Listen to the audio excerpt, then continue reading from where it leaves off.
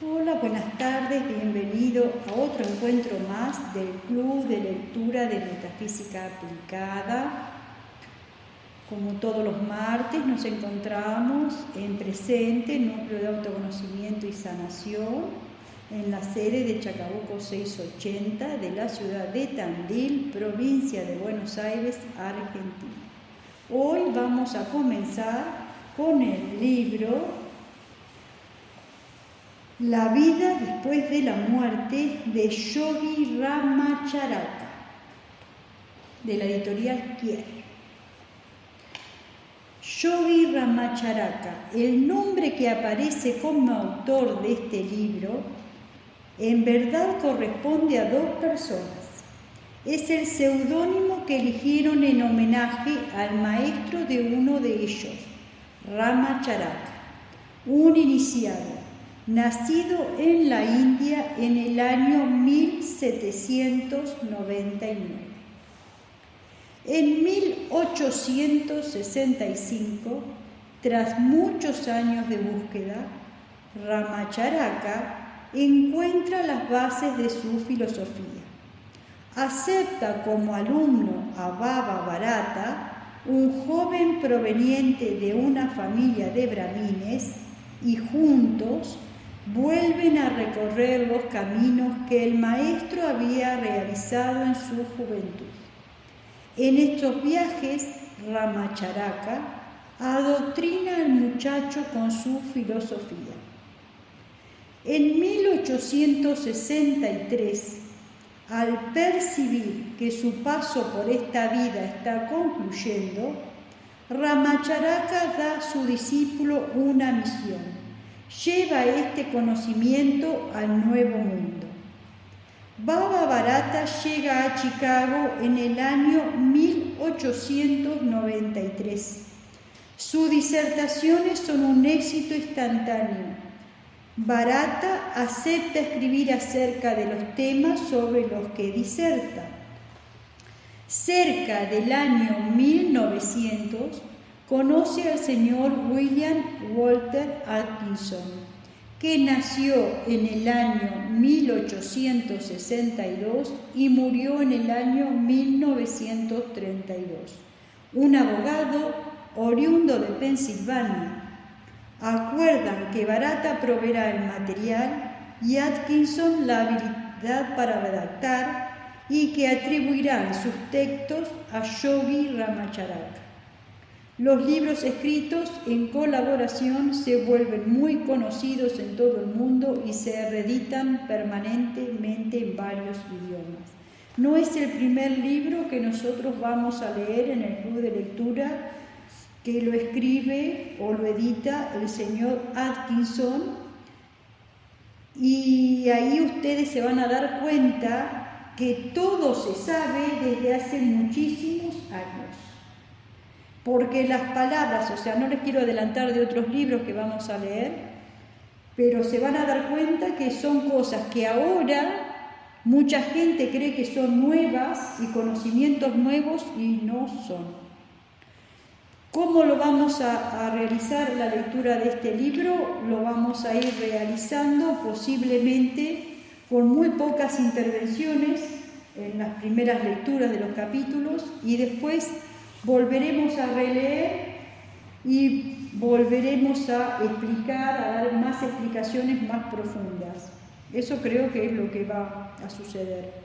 Son capítulos muy cortos, muy amenos, muy fáciles, pero como todas las cuestiones que tienen que ver con los escritos, que han sido escritos con mucha energía, en distintos niveles de vibración, uno los tiene que leer a veces o escuchar muchas veces para poder que entre y poder comprender. Una de las cosas más difíciles es adaptar el oído a cosas que no sabemos, y también a conceptos en los cuales tenemos resistencia. Por eso nosotros tenemos el Club de Lectura, porque es la forma más fácil de vencer la resistencia. No es la más difícil, es la más fácil. Cuesta más, pero es la más fácil. Capítulo 1, el más allá. Una de las preguntas con más frecuencia escuchan los instructores de la sabiduría oriental es: ¿qué enseñáis acerca del más allá de la muerte? Al ocultista experimentado siempre le parece extraña esta pregunta, pues le produce el mismo efecto que si preguntaran a cualquiera: ¿qué enseñás acerca de la acera de enfrente de la calle? Desde luego, ¿qué mayúscula sería la extrañeza de quien escuchara semejante pregunta? Pues para saber lo que hay en la acera de enfrente de la calle, le bastará al interrogador verlo con sus propios ojos. El maestro oriental ya no se asombra de la multitud de pruebas de enseñanzas meramente teóricas y dogmáticas que brinda la mayoría de los instructores y predicadores del mundo occidental, que son como un ciego que guía a otro ciego, pues carecen de medios para comprobar sus afirmaciones y se limitan a transmitir lo que ciegamente recibieron de otros, quienes a su vez obtuvieron del mismo modo su instrucción. Por el contrario, en Oriente hay muchísimos individuos de facultades psíquicas y espirituales muy evolucionadas, para quienes los fenómenos de la otra vida son tan familiares como los de la vida terrena, y el mundo de ultratumba es para ellos tan real y efectivo como el ambiente ordinario del mundo físico. Para los ocultistas avanzados, el más allá no es un mar imposible de explorar, sino tan perfectamente conocidos son sus corrientes, profundidades, islas y características generales como para el experto marino occidental puede serlo el Atlántico. Además, a todo oriental instruido se le enseñó desde niño que los fenómenos del otro mundo no han de ser materia de fe, sino que pueden conocerlos efectivamente cuantos quieran emplear tiempo y estudio para educir las facultades superiores latentes en todo ser humano.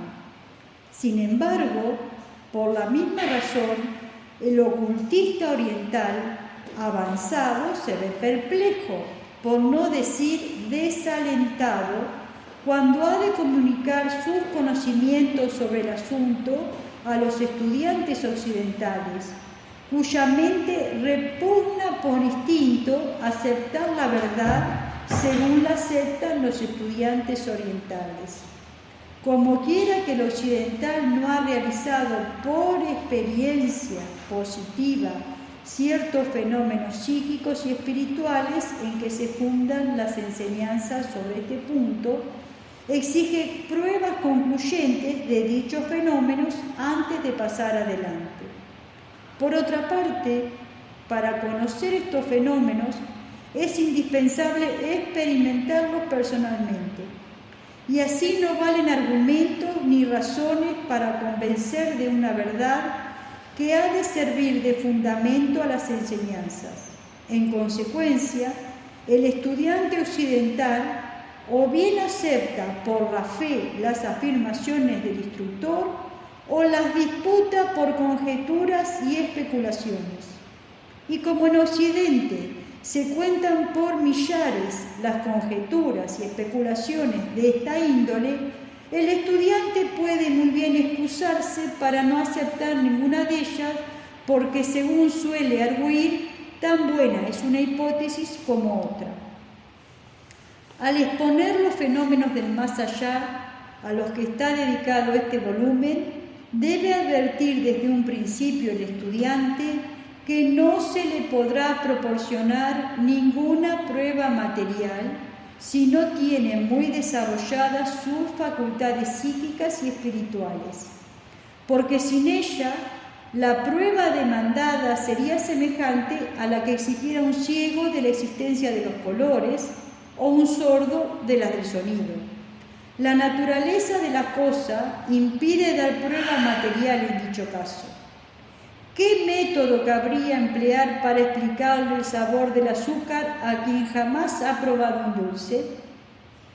Por tanto, téngase muy en cuenta que las enseñanzas de este libro no se exponen como prueba de los fenómenos del otro mundo, sino tan solo a manera de relato de un viajero que vuelve de un país extraño y cuenta las peripecias de su viaje y lo que allí ha visto.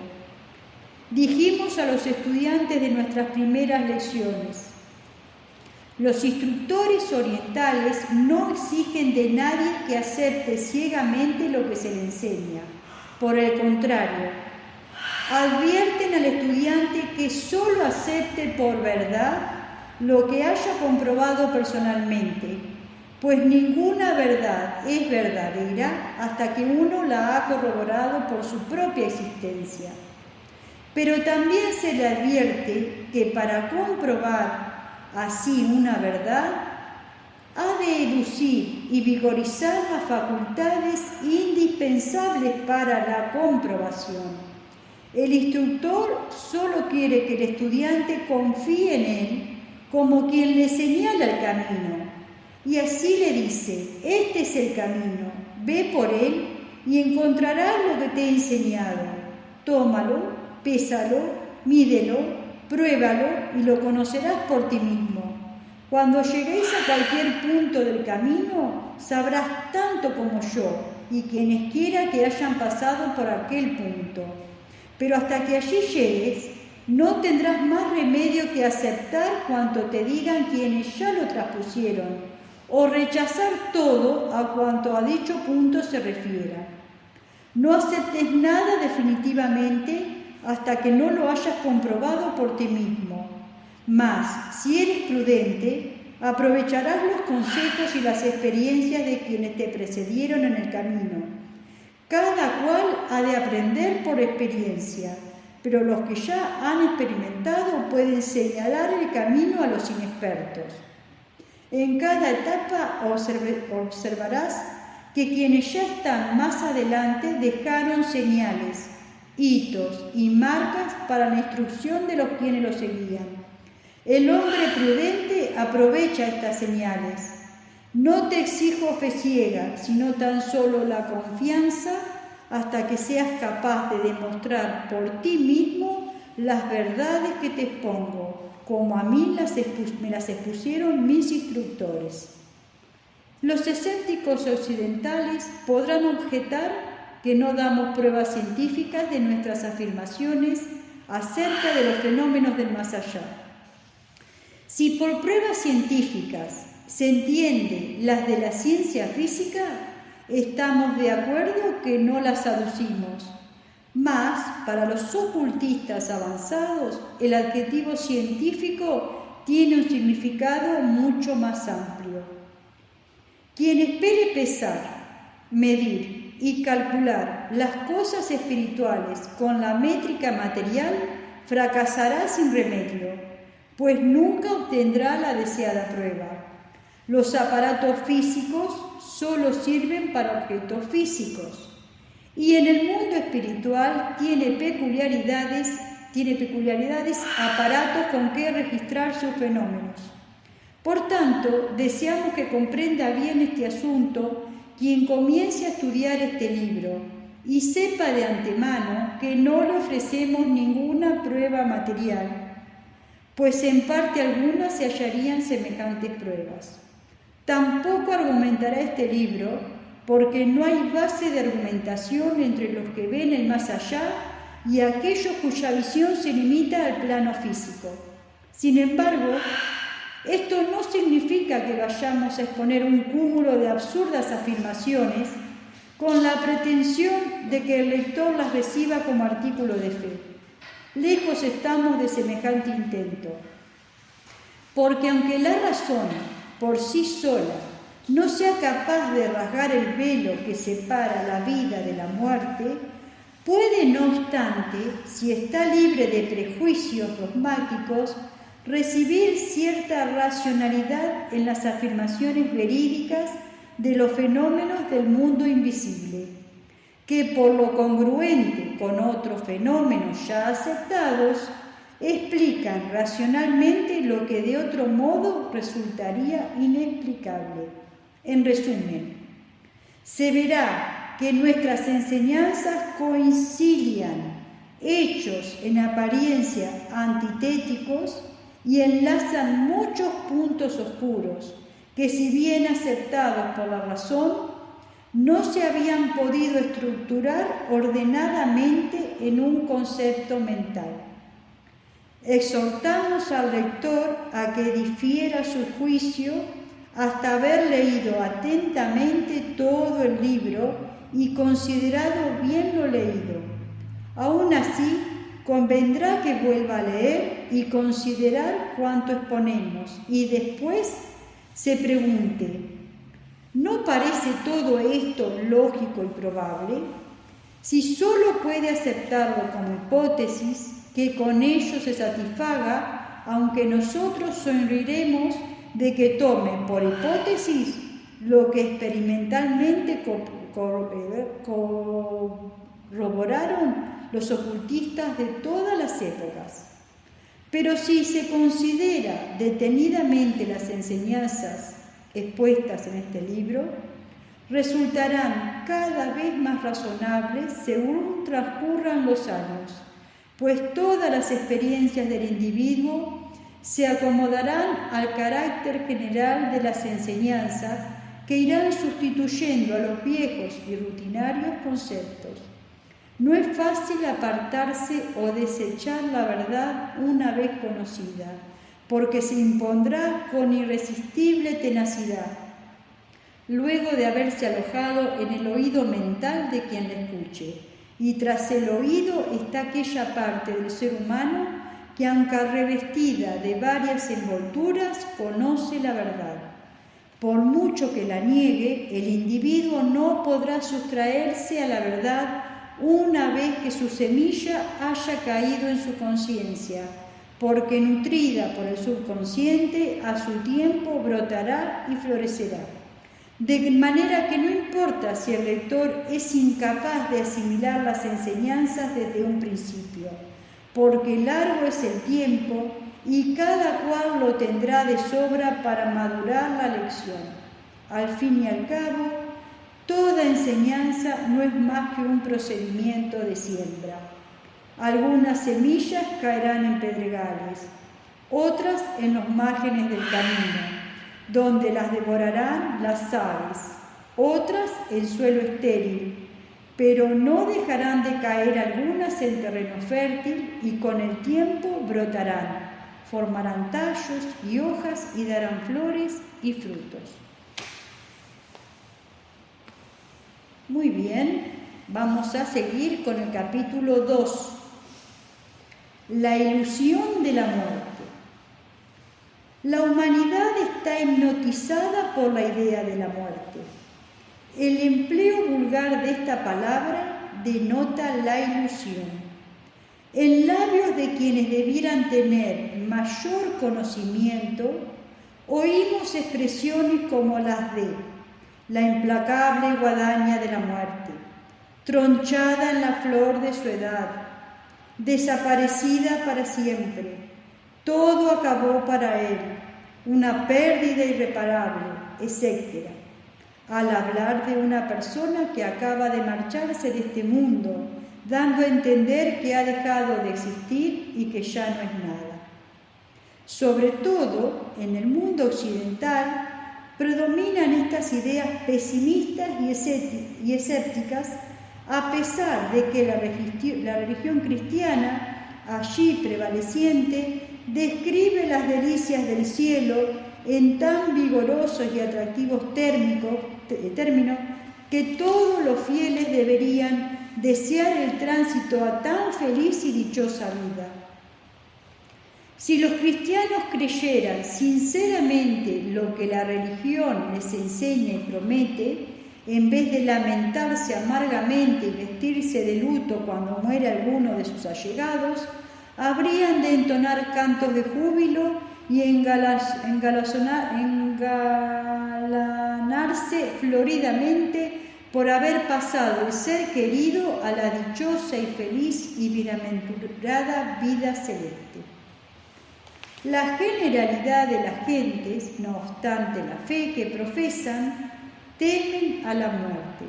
Se siente espantada por su imagen y aterrorizada por su recuerdo. Sin embargo, quienes conocen la ilusión de la muerte no experimentan tan siniestras emociones, y aunque naturalmente sientan la temporánea separación del ser amado, saben que no lo han perdido para siempre, sino que tan solo pasó a otra fase de vida y nada de él se ha aniquilado. Relata una fábula secular de la India que al notar una oruga la languidez anunciadora del fin de su estado retante y el principio de su largo sueño de crisálida, reunió a sus compañeras y le dijo: triste es pensar en el forzoso abandono de esta vida que tan halagüeñas venturas me prometía. Cegada por la guadaña de la muerte en la flor de mi existencia, soy un ejemplo de la crueldad de la naturaleza.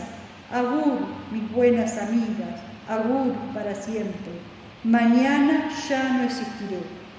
Acompañada por las lágrimas y lamentaciones de las amigas que rodeaban su lecho de muerte, la oruga pasó a su otro estado. Una vieja oruga exclamó tristemente: nuestra hermana nos ha dejado, su destino es también el nuestro. A una tras otra nos abatirá la guadaña destructora como a la hierba de los prados. La fe nos mueve a esperar otra vida. Pero ¿acaso sea una vana esperanza? Ninguna de nosotras sabe nada cierto sobre otra vida. Lamentamos el común destino de nuestra raza. Después se marcharon todas tristemente. Bien clara queda la ironía de esta fábula. Nos sonreímos de que la oruga ignore la gloriosa vida que le espera cuando despierte del sueño de la muerte y se metamorfosee en polícroma mariposa. Pero no hemos de sonreírnos porque todos tenemos la misma ilusión que la oruga. Esta fábula secular simboliza en formas inferiores de vida la ignorancia y la ilusión de la humanidad. Todos los ocultistas reconocen los tres estados de oruga, crisálida y mariposa, una imagen de la transformación que aguarda a cada ser humano. Porque la muerte para el hombre no es más que un estado de crisálida para la oruga. En ninguno de ambos casos cesa la vida por un solo instante, sino que permanece mientras la naturaleza efectúa sus transformaciones. Aconsejamos al lector que asimile la moraleja de esta fábula de la India, de que siglo en siglo y de generación en generación aprenden los niños hinduistas. Estrictamente hablando, desde el punto oriental no existe la muerte. Este nombre es una mentira y su idea una ilusión nacida de la ignorancia. No hay muerte, solo hay vida con muchas fases y modalidades, una de las cuales llaman muerte los ignorantes. Nada muere realmente, aunque todo experimenta un cambio de forma y actividad. Así dice el Bhagavad Gita. Nunca nació el espíritu ni nunca dejará de ser. Nunca hubo un tiempo en que no fuera, pues sueños son el principio y el fin. Sin nacimientos, ni muertes, ni mudanzas, permanece el espíritu por siempre. La muerte no lo toca, aunque parezca muerte la casa en que mora. Los materialistas frecuentemente arguyen contra la inmortalidad del alma, diciendo que todo en la naturaleza se disuelve y destruye. Si así fuese, resultaría lógico inferir de ello la muerte del alma, pero en verdad no hay nada semejante, porque nada muere realmente. Lo que llamamos muerte o destrucción, aún del más insignificante ser inanimado, no es más que un cambio de forma o condición de su energía y actividades.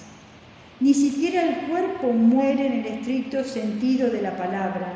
El cuerpo no es una entidad, sino un agregado de células que sirven de vehículo a ciertas modalidades de energía que las vitalizan. Cuando el alma deja el cuerpo, las células se disgregan en vez de agregarse como antes.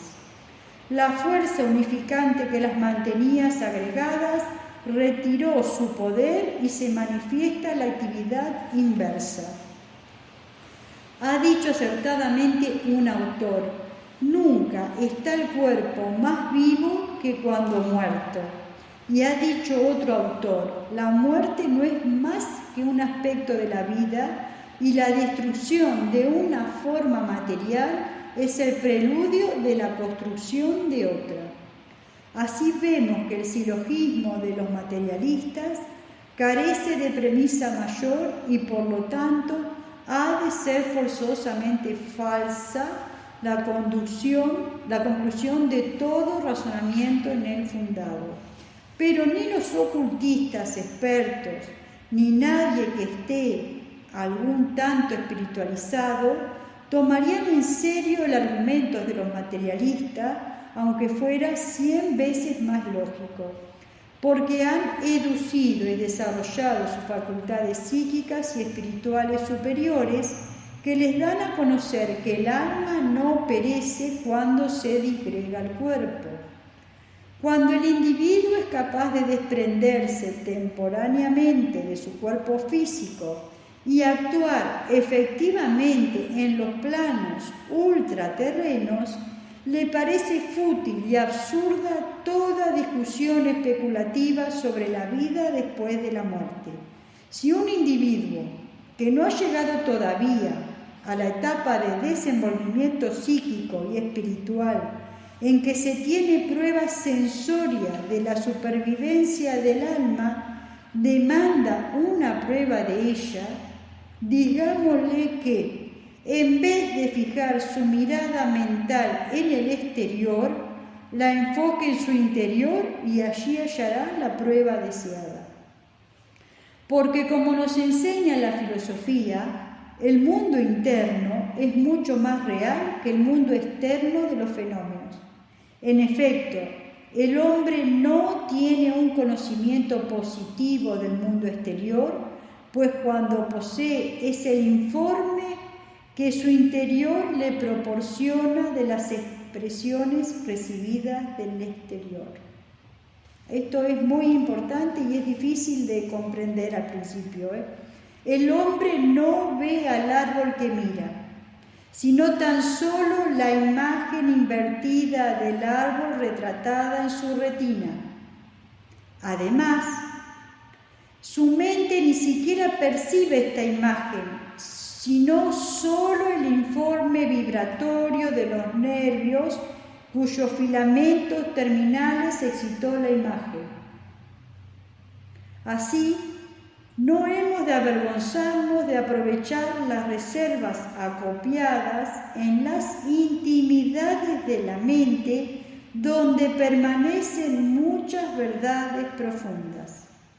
En las regiones subconsciente y superconsciente de la mente está el conocimiento de muchas verdades fundamentales del universo, entre ellas las dos siguientes. 1. La certidumbre de la existencia de una suprema potestad que compenetra y sostiene el universo. 2. La certidumbre de la inmortalidad de nuestro verdadero ser, el yo íntimo, que ni el fuego abrasa, ni el agua ahoga, ni el aire aventa. La vista mental enfocada en nuestro interior hallará siempre al yo con la certeza de su indestructibilidad. Desde luego, que esta prueba es muy diferente de las que requieren objetos de materia física. Pero ¿qué importa? La verdad buscada pertenece a la vida espiritual interna y no a la física externa. Y así por dentro y no por fuera se ha de buscar el alma. La mente concreta solo puede relacionarse con objetos físicamente materiales. La mente superior, subjetiva o intuitiva, se relaciona con los objetos psíquicos y espirituales. La mente concreta se relaciona con el cuerpo y la intuitiva con el alma de las cosas. Por lo mismo, hemos de buscar el conocimiento respectiva en la región apropiada de nuestro ser. Dejad que el alma hable por sí misma y escucharéis su sonoro, armónico y vigoroso y esplendente canto que dice: no hay muerte, no hay muerte, no hay muerte, no hay más que vida, y esta vida es eterna. Tal es el canto del alma. Escuchadlo en el silencio, porque únicamente así podrán llegar a vuestro oído sus vibraciones. Es el canto de la vida, negador de la muerte. No hay muerte, solo hay eterna, siempre eterna vida. Capítulo 3. Planos de existencia. Una de las ideas elementales de la filosofía yogi que resultan de más difícil comprensión para la mentalidad occidental ordinaria es la de los planos de vida. Y esta dificultad se agrava cuando el estudiante occidental trata de comprender las enseñanzas referentes a la vida ultraterrena. La mentalidad occidental insiste en concebir la vida del alma después de la muerte física como algo ubicado en un lugar. De ello tiene gran parte de culpa la teología occidental, aunque también se ha de considerar la propensión de la mentalidad occidental a considerar en términos de existencia objetiva la vida ya desligada del mundo objetivo. Las personas vulgarmente religiosas de Occidente creen que el cielo es un lugar situado en algún punto del espacio con hermosas viviendas de piedras preciosas y calles pavimentadas de oro. Aún quienes han trascendido esta pueril idea no alcanzan a concebir su cielo como un estado y no como un lugar. Para la mentalidad occidental es muy difícil formar un concepto abstracto del cielo y por ello se insiste en situarlo en el espacio. Por el contrario, la mentalidad oriental concibe muy fácilmente la idea de los diversos planos de existencia. Siglos de la familiaridad mental con este asunto han dado al concepto de planos tan definida claridad como en Occidente al del lugar. Hemos encontrado pensadores occidentales que sonrientes confesaron que no podían separar su concepto de planos de la imagen de una capa o superficie plana de sustancia material. Pero este concepto es tan erróneo como el de lugar. Por plano se entiende un estado de conciencia y no un lugar, en cualquier sentido en que se tome esta palabra. Así pues, conviene eliminar la idea de lugar de la de plano. Un plano es la condición o el estado de actividad de la energía espiritual en el que el cosmos vive y se mueve y tiene su ser. En determinado punto del espacio puede haber varios planos de actividad. Pongamos, por ejemplo, tomando el mundo físico, la ordinaria vibración del sonido. El aire puede estar lleno de muchas notas musicales. Cada nota corresponde a un grado de vibración acústica. Las notas ocupan la misma posición en el espacio y sin embargo no se entorpecen unas a otras en cuanto a la ubicación del lugar en el espacio físico.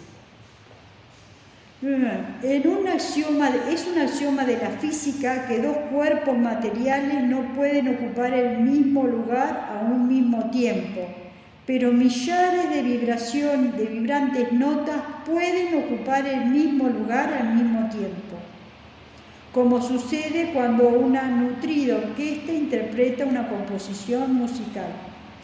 Muchos instrumentos suenan a un mismo tiempo e innumerables vibraciones llenan el aire.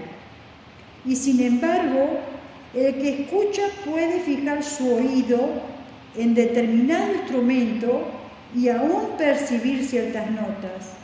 No se pierde nota alguna, y en despecho de ello, todo el volumen orquestal se manifiesta en el pequeño espacio del tímpano auditivo.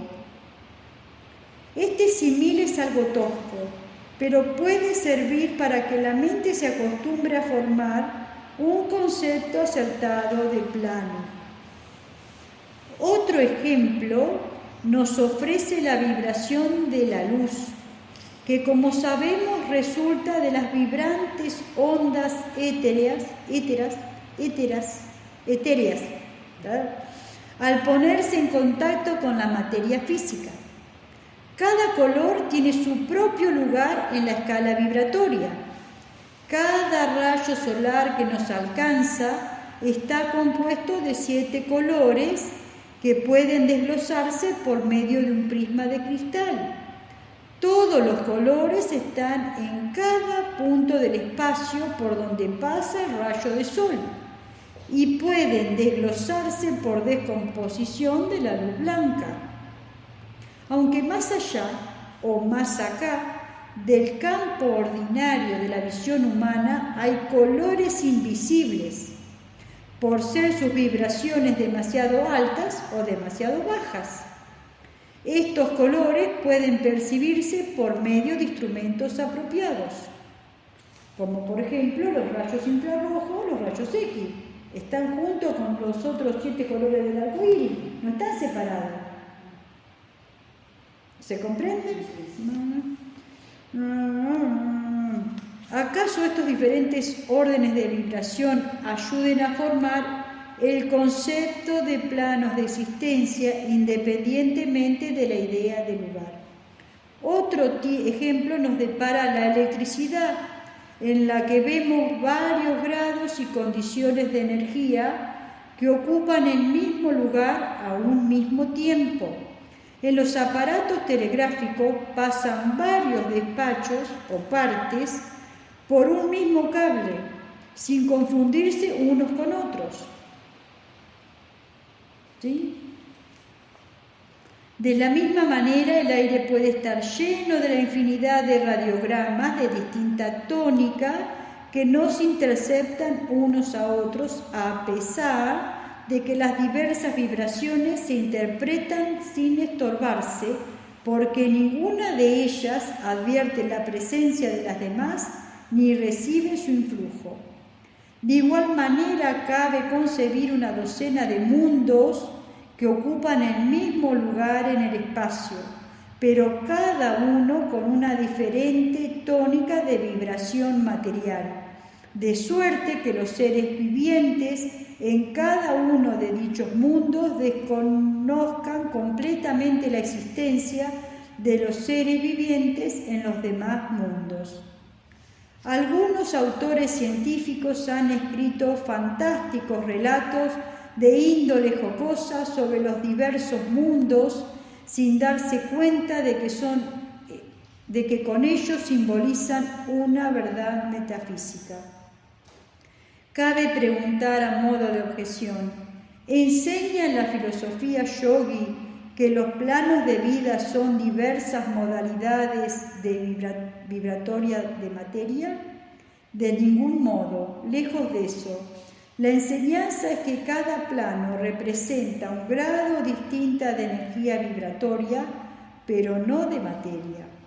La materia, aún en su más sutil modalidad, es una modalidad muy baja de energía vibratoria.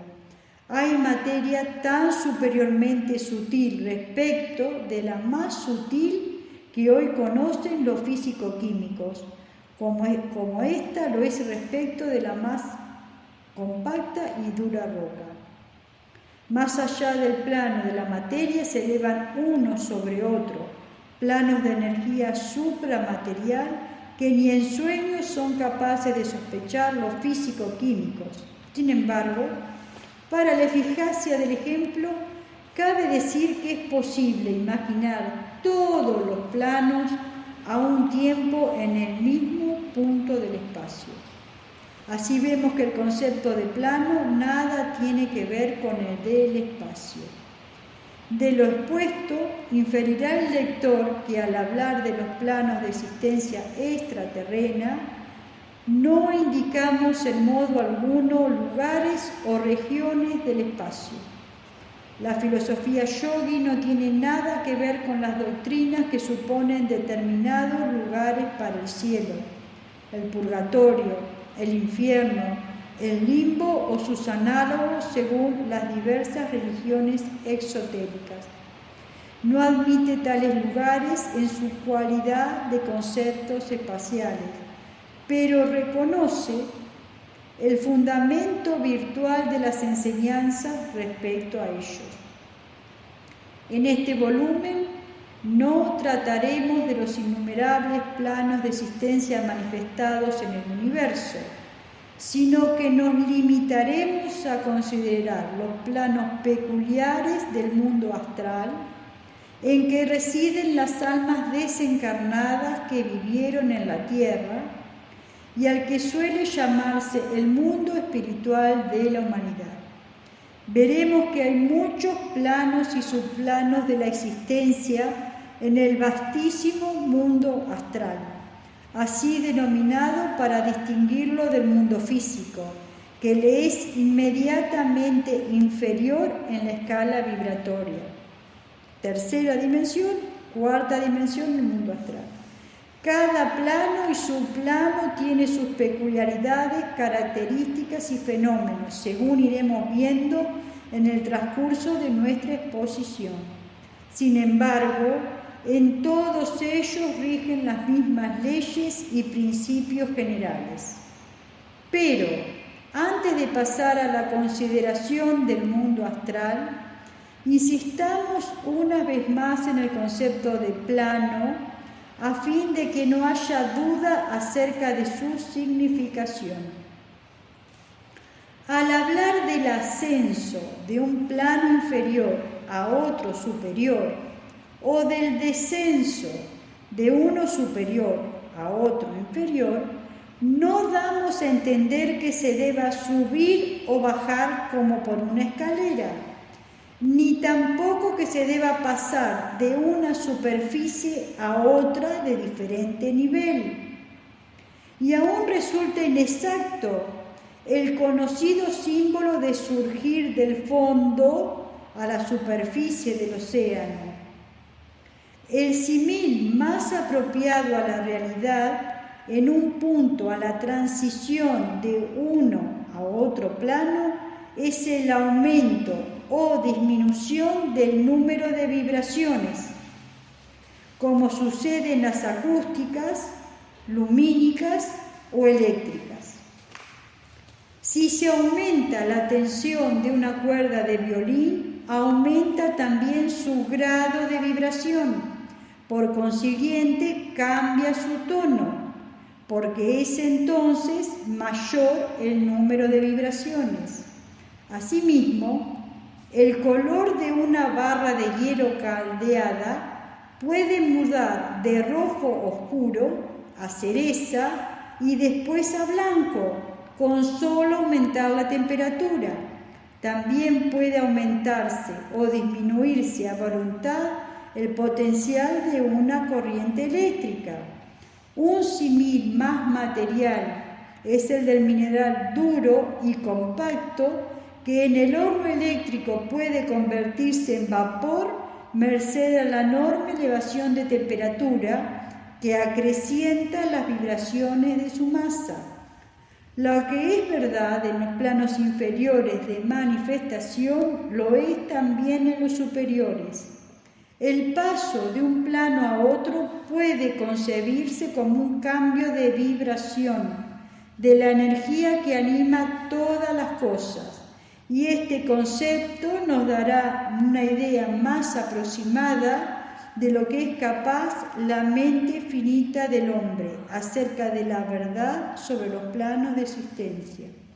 No hay palabras a propósito para designar los fenómenos superiores, y así resulta tosco, imperfecto e insuficiente todo ejemplo, símbolo o simil expresado en términos propios de los planos inferiores. Pero mediante estos símbolos imperfectos, puede la mente humana tener una idea de lo inaccesible a los sentidos corporales e inexpresable en palabras de lengua vulgar. Voy a empezar el capítulo 4, que se llama El mundo astral. Los estudiantes de ocultismo, tanto orientales como occidentales, hallan en las obras de antiguos autores muchas referencias a los planos constituyentes del mundo astral, inmediatamente superior al mundo físico, pero notan diferencia en cuanto al empleo de los términos. Algunos autores denominan plano astral a todo el conjunto de planos que desde el mundo físico se suceden hasta el plano espiritual exclusivo, cuya naturaleza es un arcano para la mente del hombre vulgar. Entre los modernos hay quienes designan con el nombre de plano astral a los planos inferiores del mundo astral, a los que están más cerca del mundo físico. Estas divergencias en cuanto a la terminología confunden a los principiantes en el estudio del mundo inmediatamente superior al físico. En este volumen, como en los demás, hemos seguido el ejemplo de los autores antiguos, dando el nombre de mundo astral al conjunto de planos que desde el físico se suceden hasta el plano espiritual, y ambos extremos quedan excluidos. ¿Sí? Yo generalmente lo divido en dos grandes partes, bajo astral y alto astral. Dentro del bajo astral hay muchas partes y dentro del alto astral hay muchas partes. Hemos preferido esta denominación colectiva por ser la más sencilla y por no confundir al estudiante con diversas denominaciones técnicas. El mundo astral consta así de numerosos planos y subplanos que se extienden en serie ascendente desde el más cercano al mundo físico hasta el más cercano al mundo espiritual. Entre estos dos extremos se pueden observar innumerable variedad de fenómenos y de fases de existencia. En los subplanos inferiores del mundo astral se manifiestan las actividades psíquicas llamadas clarividencia, clariaudiencia, telepatía, psicometría y otras. También se manifiestan en estos subplanos inferiores ciertas formas de ectoplasmas, espectros y otras apariciones de almas desencarnadas que suelen percibir el hombre y algunos animales. Asimismo actúan y se mueven en estos subplanos los seres humanos vivientes en el mundo físico, que se desprenden temporalmente de su cuerpo físico durante el sueño o el éxtasis, o lo hacen deliberadamente. Los colores astrales son los de las auras que circuyen el cuerpo físico de todo ser humano y se manifiestan en algunos subplanos del astral. ¿Cómo se sabe cuando uno anda en algún tipo de misión o trabajo, cuando te encontrás con alguien que está vivo o que está muerto? Porque los que estamos vivos en este mundo tenemos más mangueras y cosas que los que ya están muertos. ¿Sí? Aún estando en el mismo lugar. No es un lugar para quedarse, pero a mí he tenido que ir a rescatar a gente de esos lugares muchas veces. En otros subplanos se manifiestan los fenómenos psíquicos, la forma de pensamiento, las ondas y nubes mentales que influyen en la mente y en el ánimo de los que tienen la misma tónica psíquica. Mencionamos todo esto a título de información general y sin entrar en pormenores, porque ya hemos tratado de estos fenómenos en otras obras. Algunos subplanos inferiores del mundo o plano astral son muy repulsivos y desagradables para el hombre inexperto. El ocultista los rehúye y esquiva todo lo posible, y aconsejo a los novatos y entremetidos en ocultismo que eviten estos subplanos del astral tan psíquicamente miasmáticos, porque son todo como un moco, que evitarían los parajes pantanosos y palúdicos del plano físico. O sea, ¿cómo evitarían meterse en un pantano acá? Muchos se perjudicaron gravemente por haber penetrado en estos subplanos inferiores sin exacto conocimiento de ello. Es lamentable lo que hacen, pero es lo que pasa. Y no pocos se hicieron el cuerpo y la mente por imprudencia, de haber establecido condiciones psíquicas que los forzaron a actuar en dicho subplano.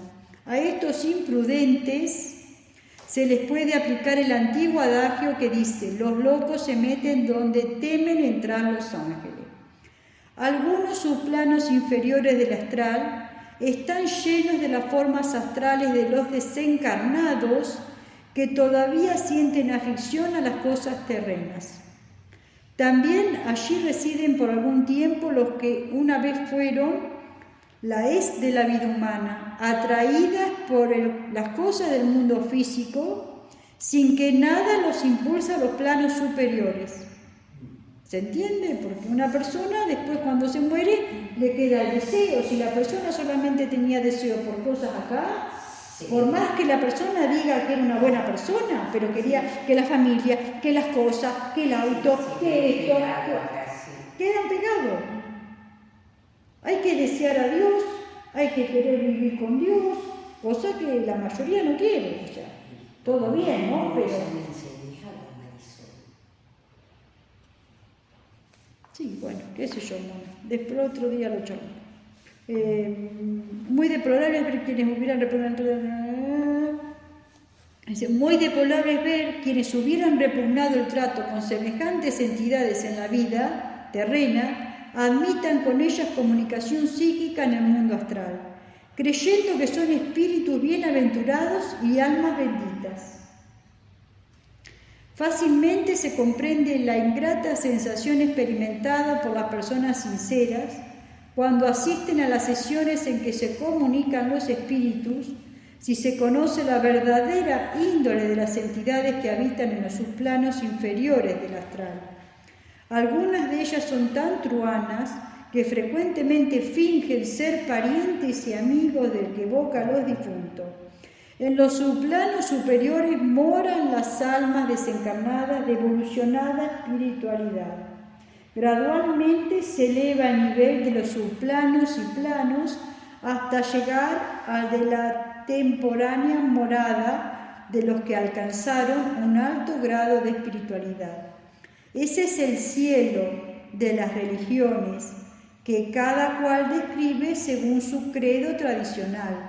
Y así como las religiones concretaron la idea de infierno en oposición al cielo, así también en el mundo astral hay subplanos inferiores donde las almas desencarnadas que en la tierra tuvieron inclinaciones brutales sufren las forzosas consecuencias de sus obras. La diferencia está en que el infierno o lugar inferior del mundo astral no es eterno, sino que el alma desencarnada puede purificarse y aprovechar la ocasión que se le depara de mejorar de ambiente.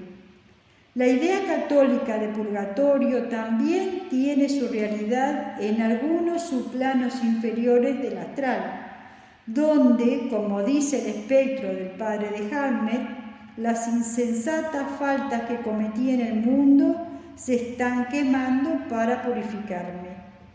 Pues no las quema un fuego material, sino que basta el del remordimiento.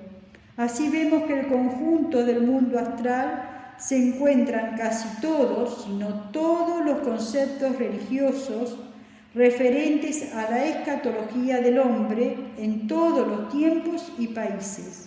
Estos conceptos no fueron hijos fortuitos de la fantasía, sino resultado de las experiencias de quienes se relacionaron psíquicamente con algunos subplanos astrales, cada cual su temperamento e inclinaciones refirió cuanto había experimentado y lo referido se introdujo en las enseñanzas religiosas.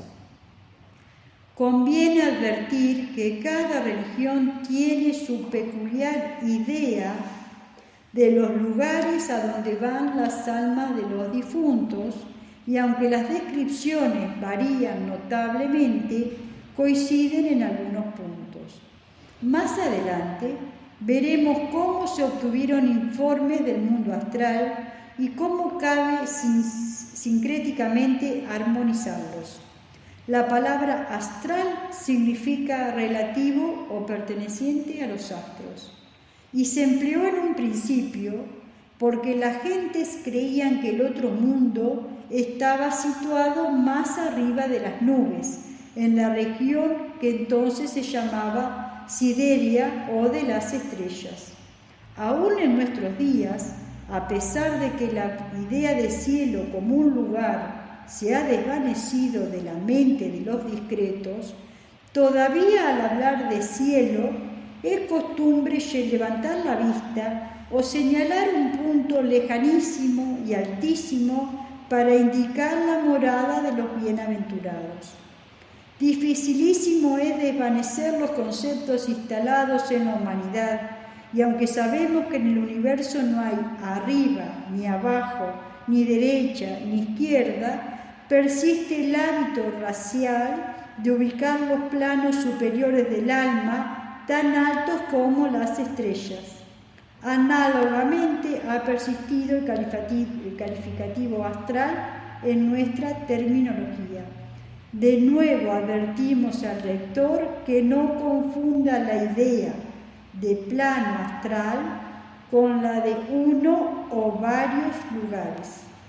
El plano astral no es un lugar determinado, ni está arriba ni abajo, ni en ninguno de los cuatro puntos cardinales, ni se extiende en ninguna dirección definida, y sin embargo se extiende en todas las direcciones. Siempre es un estado o condición y nunca un lugar. Es una fase o grado de vibración y no una posición espacial. Son sus dimensiones las del tiempo y no las del espacio. Si empleamos los términos reino, región, alto, bajo, superior, inferior, es en sentido figurado, como si dijéramos un alto o un bajo grado de vibración. Creemos necesario insistir en esta advertencia porque la mayoría de los estudiantes incurren en el error de identificar la idea de plano con la de lugar, cuando no hay asociación mental entre ambos. Bien, y hasta acá llegamos hoy con esta lectura del libro La vida después de la muerte, de Yogi Ramacharaka.